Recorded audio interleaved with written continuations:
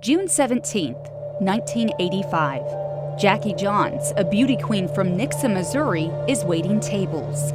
She clocks in, she finishes her shift, and she clocks out. Then, she disappears. Immediately, authorities and volunteers alike begin searching. Less than a week later, that search ends. Johns' body is found in Lake Springfield.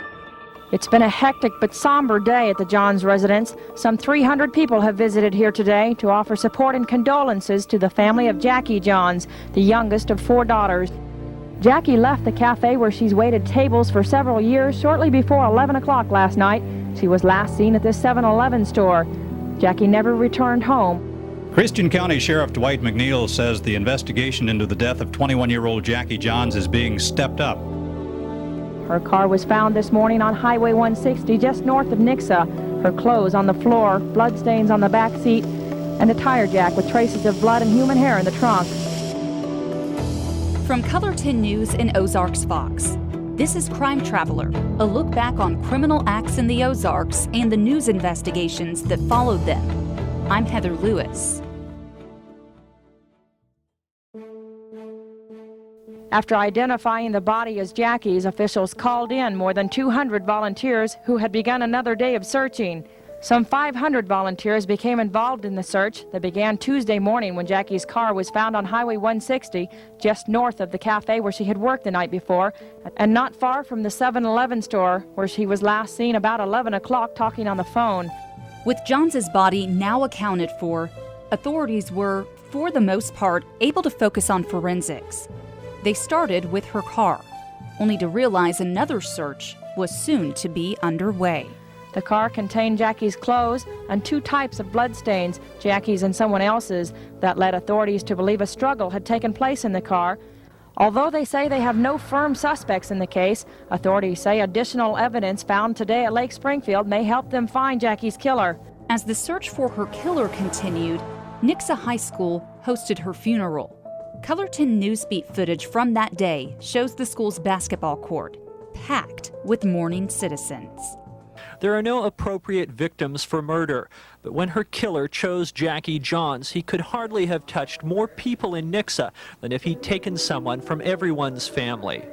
In reporting this story, we found no one who had a bad word to say about Jackie Johns, and far too many people who say their lives will be all the more empty because she's no longer part of them. Following the funeral, not a lot happened for some time.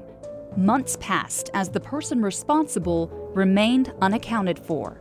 It's been 4 months since the body of Jackie Johns was found in Lake Springfield after an extensive search by several law enforcement agencies. Since her death, state, county, federal, and city officials have been involved in the case.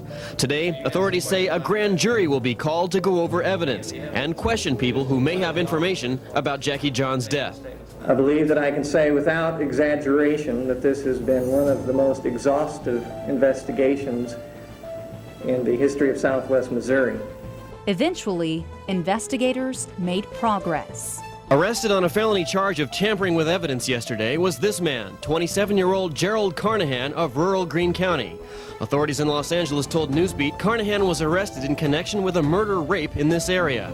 Christian County Sheriff Dwight McNeil says the arrest stems from statements made during a June 22nd interview about the Johns case. Does his arrest have anything to do with the Jackie Johns murder? Well, Mr. Carnahan had been interviewed during the course of that investigation. The warrant specifies only that he was arrested and charged with making false statements during the course of a homicide investigation. The reporter you hear interviewing Sheriff McNeil there, that's Peter Bernard.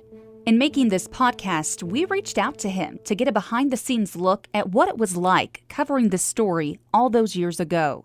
We asked Peter, personally, if he had any hunch about Carnahan, even with Sheriff McNeil unable to give away too much information at the time. I will tell you, in reviewing the video, I could see in the sheriff's eyes that he knew a lot more than what he was telling us.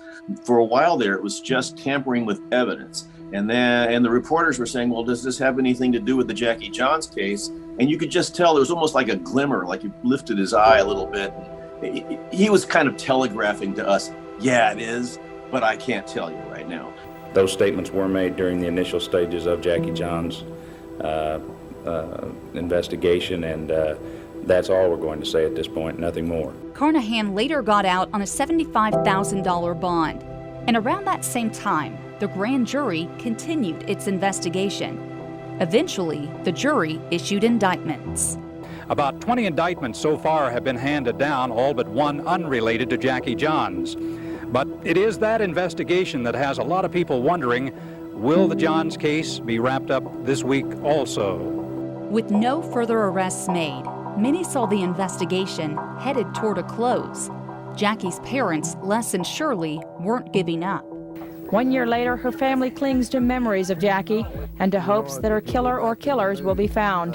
12 months ago, when I think I was interviewed out here in the front yard, and I made a statement. I mean, this was probably the second week or so. And I said, well, it started out at hours, and then days, and then weeks, and then months, and it'll be years. So it's reality now. Starting tomorrow, it'll be years. Bernard, now decades removed from his career in journalism, still remembers interviewing Johns' family at that moment, back when conclusions seemed so far out of reach. It's really hard. I will say that back in those times, I didn't have a wife and kids, so my empathy level was probably a little less than it should have been.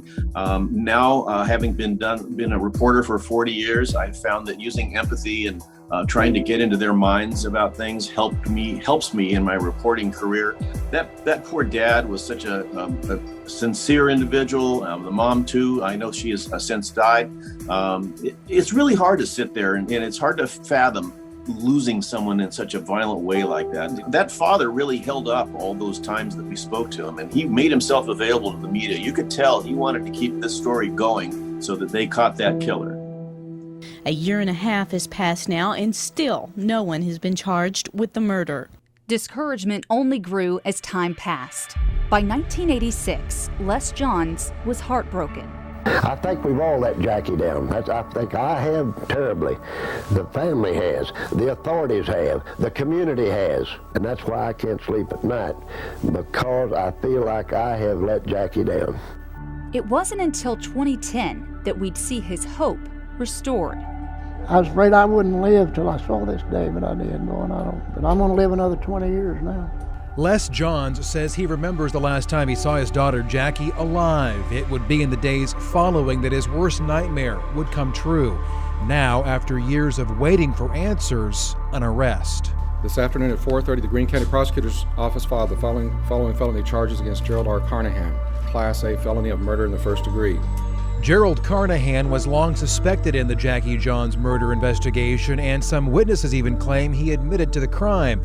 But it wasn't until the Highway Patrol reopened the case last October that the pieces of this puzzle began to fit together. With solid evidence finally in hand, Greene County prosecutors were gearing up for a trial.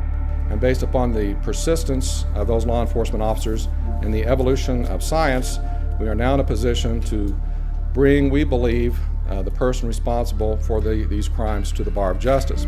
Detectives say a swab of Carnahan's DNA taken just yesterday was tested and matched DNA taken from the crime scene back in 1985.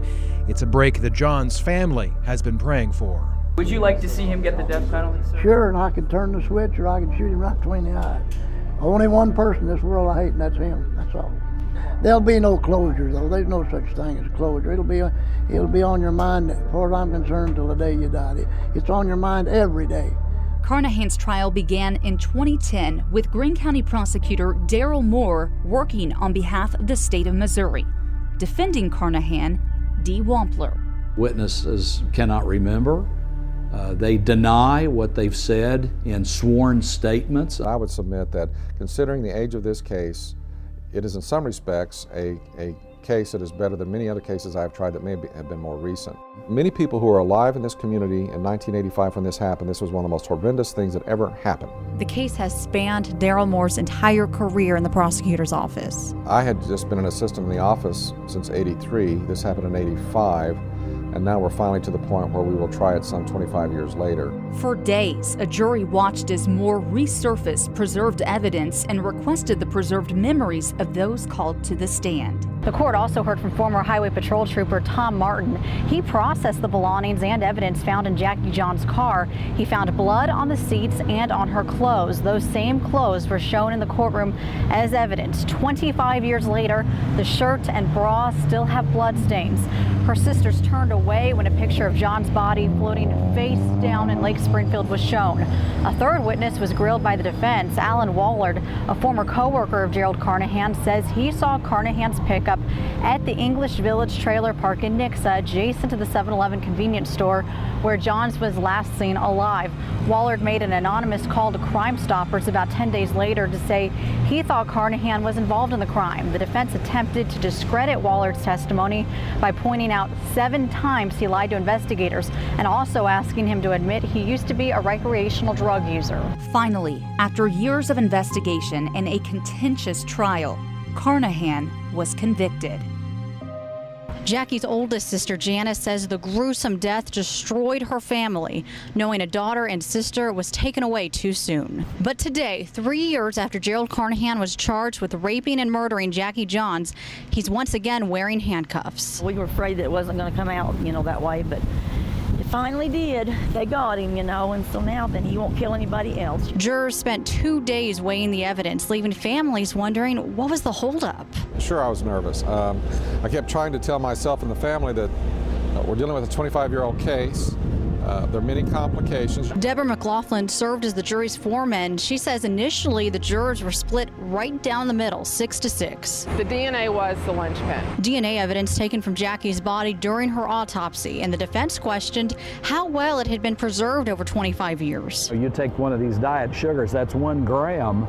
You take it and divide it into 1 billion pieces, and it wasn't even 1/1000th of a piece. I am confident justice was done. Color 10 News reporters are there with Les when he hears the news.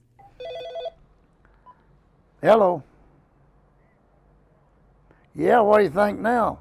Life without parole. Ha ha! His modest mobile home looks much the same, but 83-year-old Les Johns looks much different than he did all those years ago. Jackie's mother died 3 years after Jackie did, always wondering. But Les Johns says he was ready for any verdict today, sharing with reporters a conversation he had with prosecutor Daryl Moore. Daryl sat over there, and I said, Daryl, I've got a funny feeling we're going to lose this deal. He said, now, Les, he said, I think I've got the strongest case I've ever had. Clearly, it was a happy day for Les Johns. Finally in the home where Jackie Johns never slept again, Les might finally sleep a little easier. Crime Traveler is a Color 10 News and Ozarks Fox podcast. For exclusive video from the Color 10 News archive related to this story and others, go to ozarksfirst.com/Crime Traveler. Our producer is AJ Davidson. Our executive producer is Colin Lingo.